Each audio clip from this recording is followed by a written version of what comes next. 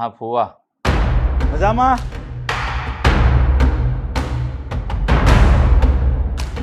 અલા આ તો કેવી વાત કરશો? આવું બધું થોડું ચાલે?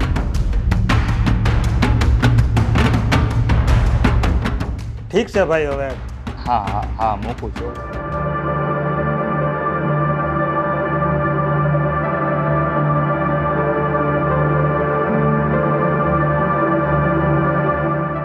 ક્યાં ખોવાઈ ગયા છો?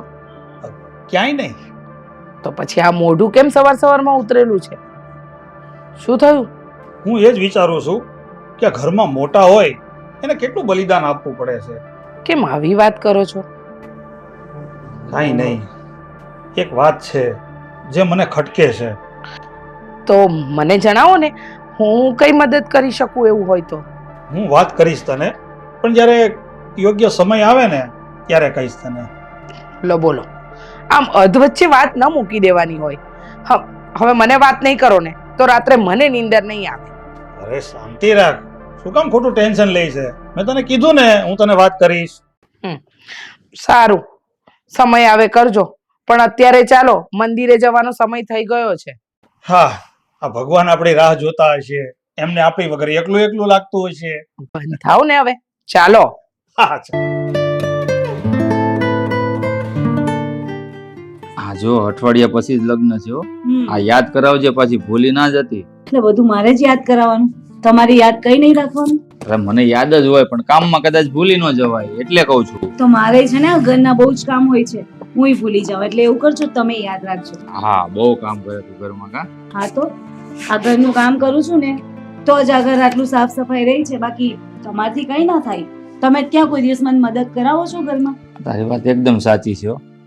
ઘરમાં કામ તો તારે વધારે હશે જ. એ જ કહેતી હતી હું તમને. આ તમારા ભાઈ અને નાની બહુ ક્યાં ઘરમાં કઈ ધ્યાન આપે છે? ખરેખર કોઈ દિવસ આજે જે મૂવી જોયું ને કોઈ પણ કામ એવું હોય. મૂવી ક્યારેય જોયું નથી અને ધન્યવાદ આપવા પડ્યા આ મેકર્સ ને તો લાખ લાખ વંદન છે કે આવું ફિલ્મ બનાવતા જ રહેવા જોઈએ. મોહિત. અહીંયા આવ, બેસ.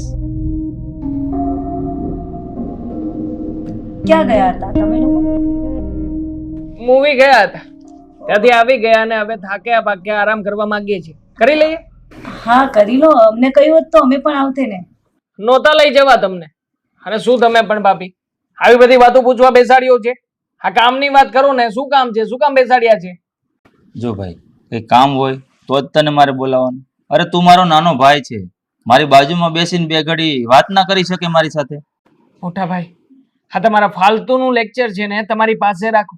તમારા કોઈ જ્ઞાનની મને જરૂરિયાત નથી. અને આમ પણ મૂવીમાંથી થાક્યા પાક્યા ઘરે આવ્યા છીએ ને તો આરામ કરવા જવું છે, જવા દો ને અમને.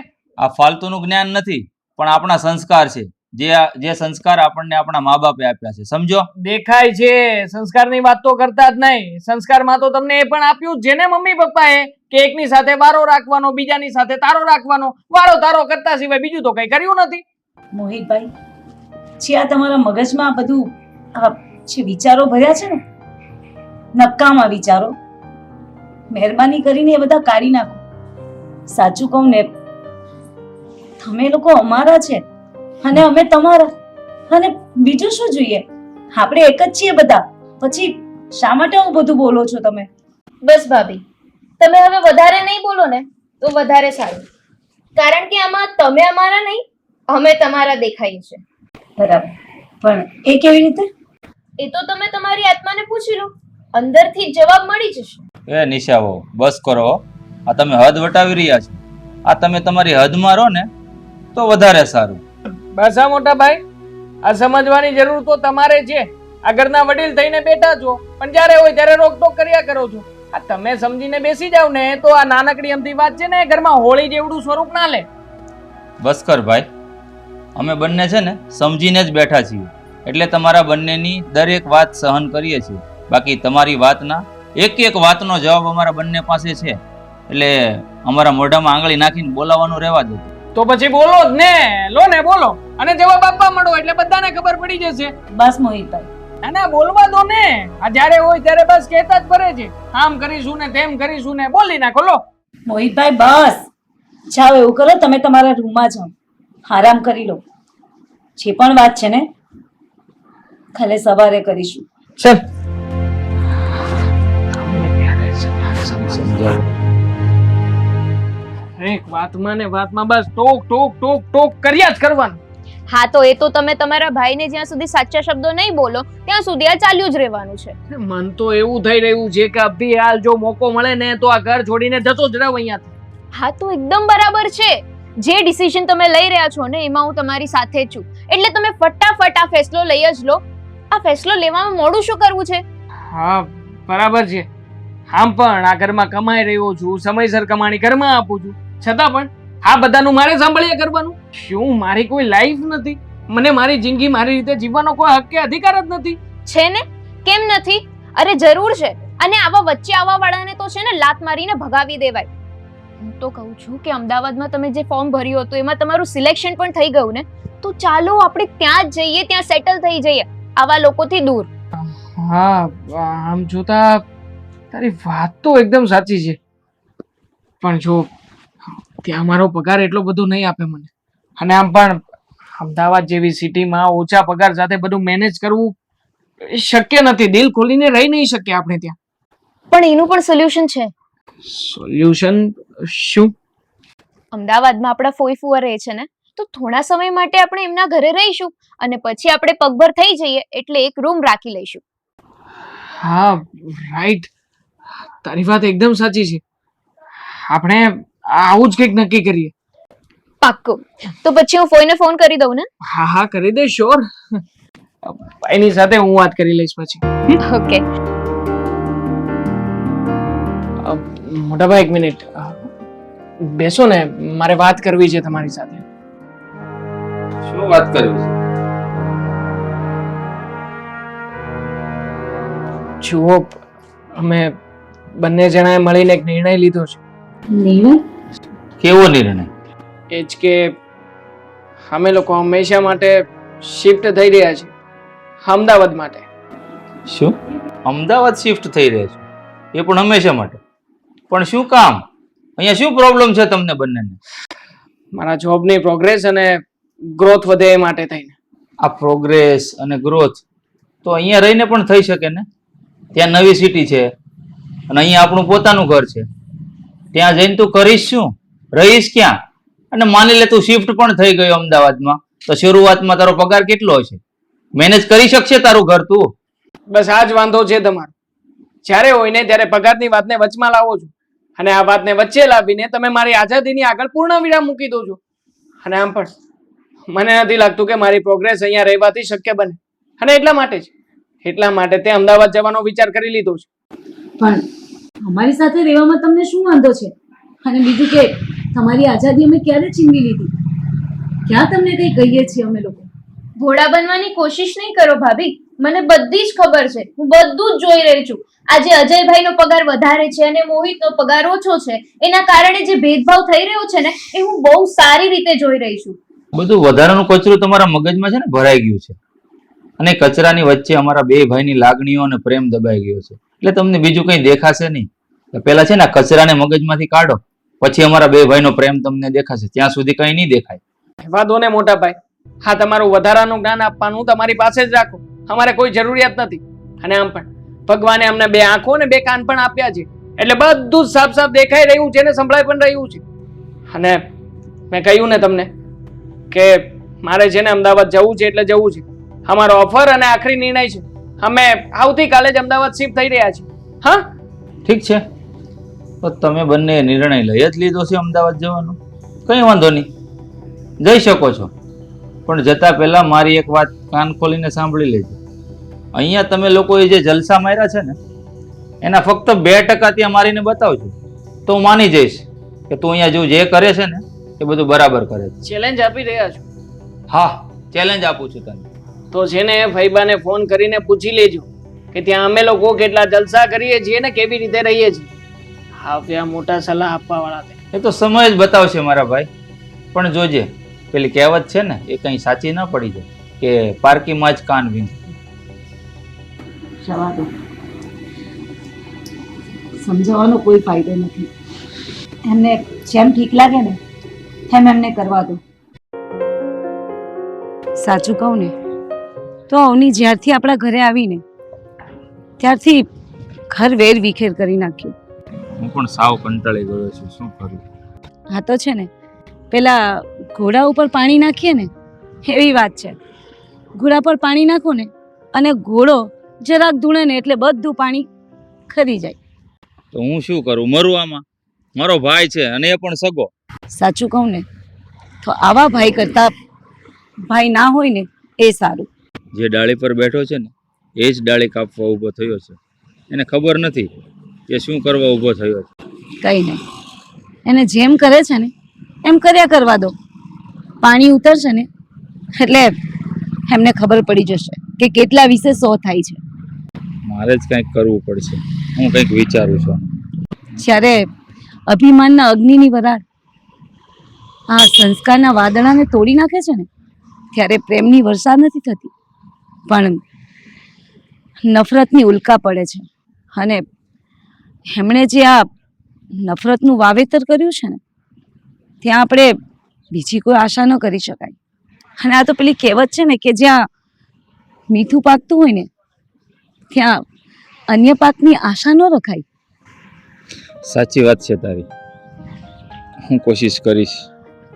કંઈક તો આના માટે કરવું જ પડશે ને. તમારાથી જે થાય ને એ કરો. હવે આમાં હું કંઈ ના કરી શકું અને કંઈ પણ ના શકું. ઠીક છે, ચાલ. આ મોહિત ને નિશા આપણા ઘરે આવ્યા ને એને કેટલાય દિવસો થઈ ગયા, હજુ કેટલા દિવસ રોકાવાના છે કઈ સમજાતું નથી મને. બસ આજે છે ને આપણે સારામાં સારું મૂવી જોઈ આપીએ અને બધી જગ્યા છે ને ફરી લઈએ એટલે ખબર પડી જાય કે અમદાવાદમાં શું છે. આ કઈ બાજુ જાવ છો બે આ તૈયાર થઈને? આહા, ભૂલાઈ જ ગયો. જય શ્રી કૃષ્ણ, જય શ્રી કૃષ્ણ. કઈ નહીં ફુવા, આ તો થયું કે તમારું શહેર અમદાવાદ જોઈ લઈએ એટલા માટે જ બંને નીકળ્યા હતા. હા, અમદાવાદ પછી ફરજો, કાંકરિયા તળાવમાં જાજો. પણ બટા પહેલા છે ને કામ ધંધાનું ને નોકરીનું કઈ વિચાર. પહેલા કામ ધંધો કરી લે, ખિસ્સામાં 2 પૈસા હશે ને તો ફરવાની મજા આવશે. અત્યારે ખીચામાં આઠાનો નથી અને અમદાવાદ ફરવા જાવું. વાહ, કુલ ડાઉન. હું કામ માટે જ તો અહીંયા આવ્યો છું અને કામે પણ લાગી જ જઈશ, તમે ચિંતા ના કરો. હા તો દેખાય જ છે મને. તું ઘરેથી નીકળ્યો ત્યારે એવું કહીને નીકળ્યો હતો કે હું અમદાવાદ નોકરી કરવા જાઉં છું. તો ક્યાં છે નોકરી? નોકરી ક્યાં? અરે પણ ફુવા, જો મોહિત, તું મારો ભત્રીજો હાથવાર, પણ આમાં એવું છે ને કે આ મોટા શહેરમાં રહેવું ને અને ઘર ચલાવવું ને એ બહુ કઠણ છે. હા, અહીંયા તો બધા કમાઈને ભેગું કરે ને ત્યારે જ ચારે ખૂણા ભેગા થાય. તો શું ફઈ અમારે અમારી રીતે જિંદગી નહીં જીવવાની? અરે તમારી રીતે તમારે જિંદગી જીવવી હોય તો અહીંયા શું કામ આવ્યા? આ અમદાવાદ શહેરમાં તમે આવ્યા શું કામ? કામકાજ કરવા, નોકરી કરવા. એટલે તમારી રીતે જિંદગી પછી જીવજો. પહેલા છે ને ઘરનું કરો. ઘરમાં કેટલા બધા કામકાજ પડ્યા છે. જાઓ ઘરના કામકાજ કરો, તમારી ફઈને ઘરના કામમાં મદદ કરાવો. અને ભાઈ અમદાવાદ ફરવા પછી જાજે. તું જા, નોકરીનો બંદોબસ્ત કરજા. હવે તમે બે એકબીજાની સામે શું જુઓ છો? અરે તમે બે એકબીજાની સામે ગમે એટલા જોવો, ગમે એટલા ઉદાસ થાવ, અમારા વિચાર નહીં બદલી જાય. ઊભા થાવ, જાઓ કામે લાગો. હા, હા ઘણા કામ પડ્યા છે, જાઓ. ભાઈ તું અહીંયા એની સામે જોમાં. હા હું મોજા છો. હાલ નોકરી ગોતવા જા. હા જાઉં છું.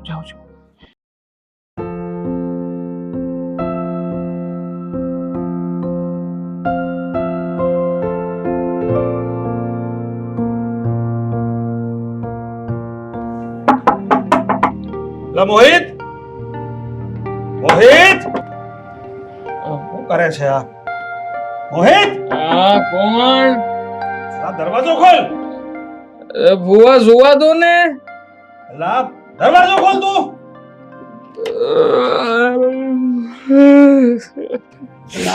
શું ભુવા તમે પણ સવારમાં?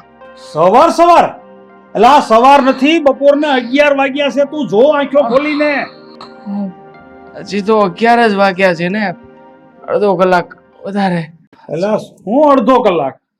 એલા આ ઘર છે મારું, આ કોઈ ધર્મશાળા નથી કે જ્યાં તું 11 વાગ્યા સુધી સૂતો રહે. કામે લાગ કામે. શું કામ? વાહ, હજી તો મારી આંખો નથી ખુલતી અને તમને કામ દેખાય છે. અને શેનું કામ હે? ભાઈ સમજાવો ને મારા ફુવાને જરાક. લે બોલ, તું આવી વાત કરે છે અને મારે તારા ફુવાને સમજાવવાના? હવે તું સમજ જરા. હા સમજ. એમાં એવું છે ને ફોઈ કે રાતે છે ને ફોનમાં બિઝી હતા ને અમે એટલે જરા નીંદર નથી આવતી. અને સાથે સાથે ગરમી પણ બહુ થતી હતી ફુવા. આ પંખો જરા ફાસ્ટ કરાવવો પડશે. રાત્રે મોડા સુધી જાગ્યા, મોબાઈલ જોયો, ઊંઘ ન આવી તો ક્યાંથી ઊંઘ આવે? અરે બેટા, ઊંઘ તો એને આવે કે જે કામ ધંધો કરે, મહેનત કરે, અને મહેનત કરીને રાત્રે પછી સૂવે ને એટલે એક જ વખતમાં ઊંઘ આવી જાય. પણ તમને ક્યાંથી ઊંઘ આવે? તમારે તો આ ઘરમાં મફતના રોટલા તોડવા છે, કોઈ મહેનત તો કરવી જ નથી. તૈયાર માથે જ પડ્યા છો અમારા ઉપર. બસ ફુવા બસ. હા હવે તમે જરા છે ને વધારે પડતું બોલી રહ્યા છો, એવું નથી લાગતું? અરે પણ તારે આવું બધું ન સાંભળવું હોય ને તો કામે લાગી જવાય, નોકરી ગોતી લે.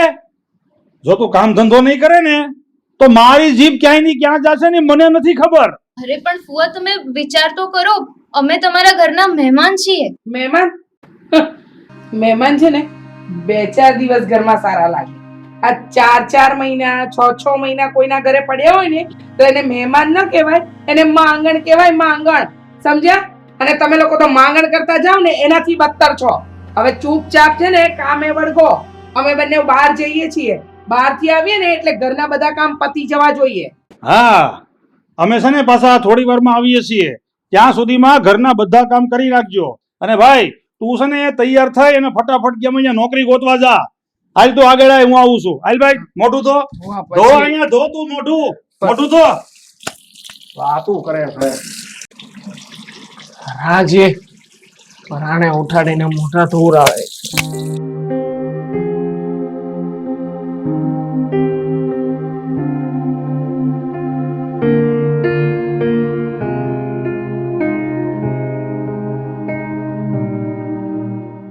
આવો મહારાજ, બેસો બેસો. કમસે કમ તું તો આવું ના કર યાર મારી સાથે. શું ન કરું? અરે શું ના કરું શું? આ મેણા મારવાના બંધ કર.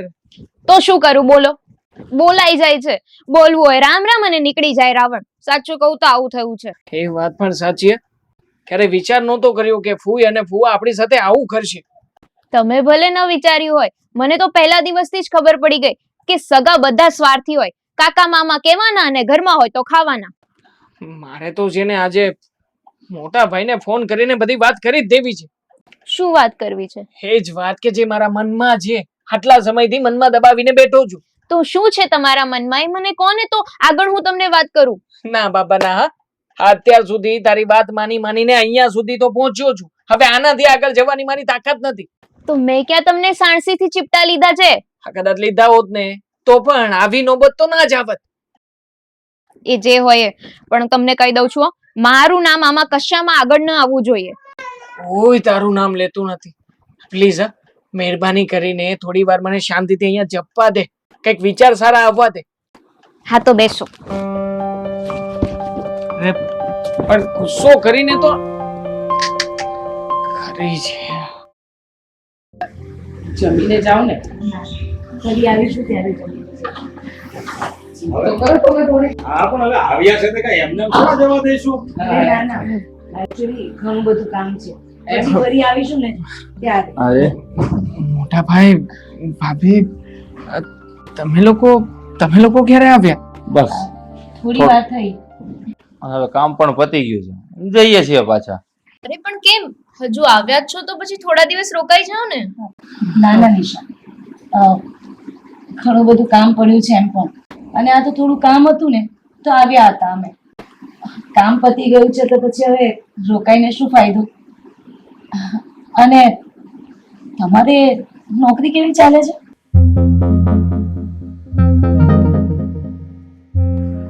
કેમ આમ નીચે જોઈને બેઠો છે? શું થયું? કારણ શું છે? મોટા ભાઈ, સાચી વાત કરું ને તો હું તમને લોકોને ક્યારેય સમજી જ ના શક્યો. તમે લોકો હંમેશા મારા હિત માટે જ કહેતા હતા, મને સાચી સલાહ આપતા હતા. પણ હું જ મૂર્ખ કે તમારી બધી વાતોને અવળી રીતે લેતો રહ્યો. પણ જો મોટા ભાઈ, મને બધી સમજણ પડી ગઈ છે. આખરે કહેવાય ને કે પોતાના એ પોતાના અને પારકા એ પારકા. એટલે તું પારકા કોને કહે છો? એટલે છેલ્લા 1 મહિનાથી તું અને તારી બાયડી મારા ઘરમાં ધામા નાખ્યા છે, જલસા ઠોકો છો, બપોર 12 વાગ્યા સુધી હુતા રહ્યો છો. અરે 1 રૂપિયો તું કમાઈને આ ઘરમાં નથી લાવ્યો. અરે લોઝિંગની તો વાત જ એક બાજુ રહી, ક્યારે 10 રૂપિયાનું ફ્રૂટ આ ઘરમાં લાવ્યો? જો મોહિત, તું કઈ અમારો દુશ્મન નથી. તું મારા ભાઈનો દીકરો, મારો ભત્રીજો છે. જેમ અજય છે એમ તું પણ અમારા માટે એટલો જ મહત્વનો છે. પણ તું સમજતો નથી. અરે આવા મોટા સિટીમાં આવતા પહેલા છે ને માણસ 7 વાર વિચાર કરે કે ત્યાં હું જઈશ તો બધું યોગ્ય તો થશે ને, બધું ઠરીઠામ પાર તો પડી જશે ને. પણ નહીં, તું કઈ વિચારતો જ નથી. ભાઈ એકદમ સાચું કહે છે મને. સમજી વિચારીને ચાલ્યો હોત ને તો આવા દિવસો ન આવત. અમારાથી બધી થતી મહેનત કરી અમે, પણ આ લોકો એકના બે નો થયા. બસ એમણે તો જીત પકડી હતી કે મારે મોટી સિટીમાં જઈને નોકરી કરવી છે, નોકરી કરવી છે. મળી ગઈ નોકરી? બોલો ને મોહિતભાઈ.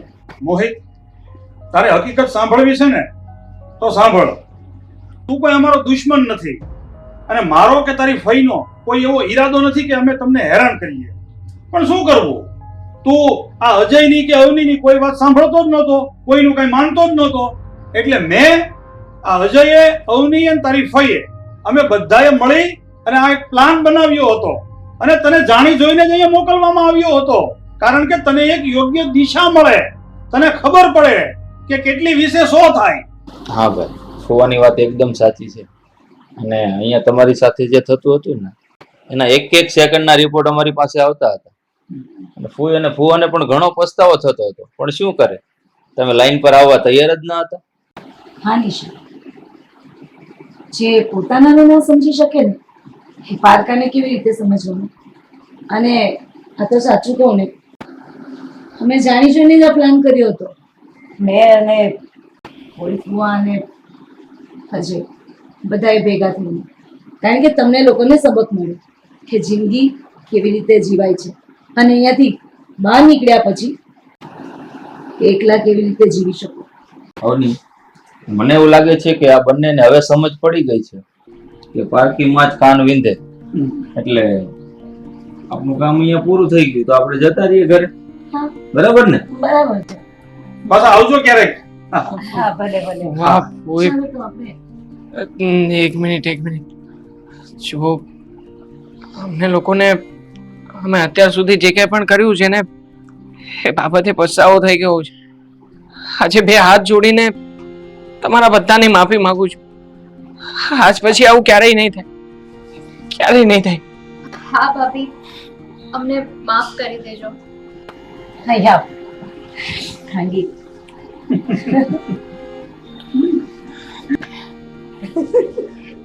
બસ જો મોહિત, હા તારા આંખમાં જે આંસુ છે ને એમાં જ તારું પશ્ચાતાપ થઈ ગયું. હવે માફી માંગવાની કઈ જરૂર નથી. બરાબર? અને હા મોહિત, તને અને નિશાને ખાસ આ સીધી લાઈન પર લાવવા માટે અમે લોકોએ થોડું કડક વલણ અપનાવ્યું. પણ એને માફ કરજો હો. આ મનમાં નહીં રાખતો આ બધી વાતને. એ કેવી વાત કરો છો? હા, તમે જો આવી રીતના વલણ ના અપનાવ્યું હોત ને તો મારી લાઈન ક્યારેય સીધા રસ્તે ચાલત જ નહીં. તો સારું થયું કે તમે આવું કર્યું ને એટલે મારી બુદ્ધિના દરવાજા ખુલ્યા. નકર તો હું હજી નોકરી જ ગોતવા જવાનો વારો આવ્યો હોત. તો કાજુ બદામ ખાવાથી નહીં પણ ઠોકર ખાવાથી માણસને બુદ્ધિ આવી જાય. ભાઈ, કાચના અરીસામાં નહીં પણ અંતરના અરીસામાં ઝાંકીને જુએ ને ત્યારે જ માણસને પોતાની ભૂલ સમજાય છે. એટલે ખુશી ખુશી હવે તમે તમારા ઘરે જાઓ અને ખુશી ખુશી તમારી જિંદગીની એક નવી શરૂઆત કરો.